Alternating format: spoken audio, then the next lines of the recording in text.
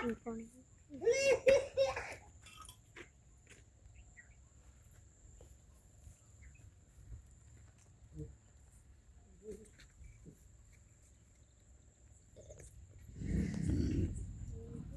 ખાઈને ધરાણા બાપા આ બાજુ બધે જો વાદળ એકયું નથી અને આ એટલાકવામાં કેવડું મોટું મસ્તીનું વાદળ થઈ ગયું છે અને અવનવા આકાર લઈ રહ્યું છે જો આ જે મેન રહ્યું ને આવડું આ અવનવા આકાર લઈ રહ્યું છે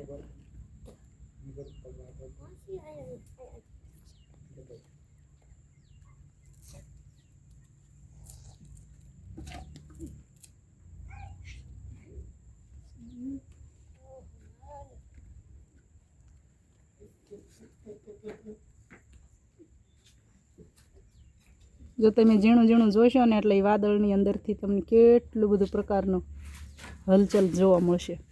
કેટલી હલચલ જોવા મળશે એની અંદર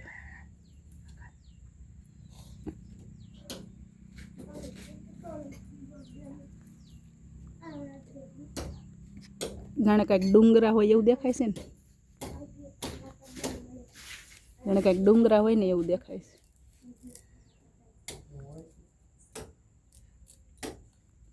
ઝીણું ઝીણું જોયા રાખશો ને બહુ મજા આવશે એવી હલચલ દેખાય છે જો વાદળની અંદર માય ગોડ વાવ જો ઓલી જગ્યા રહી ને એ હવે પૂરાઈ જવાની છે હવે જગ્યા પુરાવા જઈ રહી છે એ બુરાઈ ગઈ ને હવે જોઈએ હજી ઉતરતી જાય છે આ સાઈડથી જો આ રહી ને આ મેન જગ્યા છે કેવડી મોટી જગ્યા હતી ને એ બુરાઈ ગઈ પાછી હજી એ જગ્યા બુરાઈ જવાની છે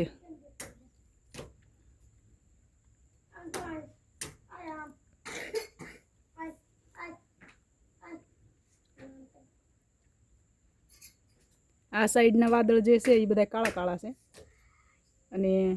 એ ક્યાંક વરહી રહ્યા હોય કે પછી શી ખબર અને આ રહ્યું એ બધું આ એક જ ગોટો વ્હાઈટ કલરનો છે બાકી બધું નીચેની સાઈડ તો બધું કાળું કાળું જ છે આ બધા કાળા કાળા જ છે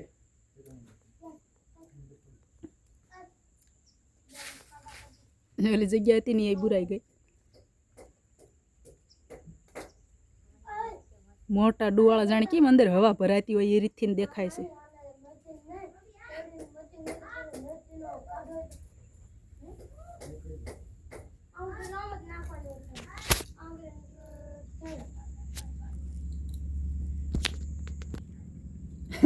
અમે અહીં બેસી ગયા છે અને હા અમારો આંબો છે આંબા પાસે થોડુંક ખડ થઈ ગયું છે તે ખોતરતા હતા તો સુજલભાઈ શેવડી લઈ આવ્યા જો શેવડી ખાધી શેવડી હાલો તો હાવ શેવડી ખાવા આ આંબો અમે ગયા વર્ષે ગોટલી વાવી હતી હા 1 વર્ષમાં આવડો આંબો થયો 1 વર્ષમાં આંબો આવડો થઈ ગયો છે કેટલો મસ્ત છે આંબો એ વચ્ચે એક વખત મેં કલમ કરવાની રમક્યું કરી હતી એટલે નાનો લાગે છે એટલે ડાળું મેં હોરી નાખી હતી એટલે નકર અત્યારે તો કાંઈ ઘટે નહીં એવડો મોટો જબરો થઈ ગયો હોત 5 ફૂટનો તો કમસે કમ થઈ ગયો હોત તો કેવા લાગ્યા વાદળોની હલચલ જોઈ તમે કમેન્ટમાં જણાવજો જય શ્રી કૃષ્ણ ખુશ રહેજો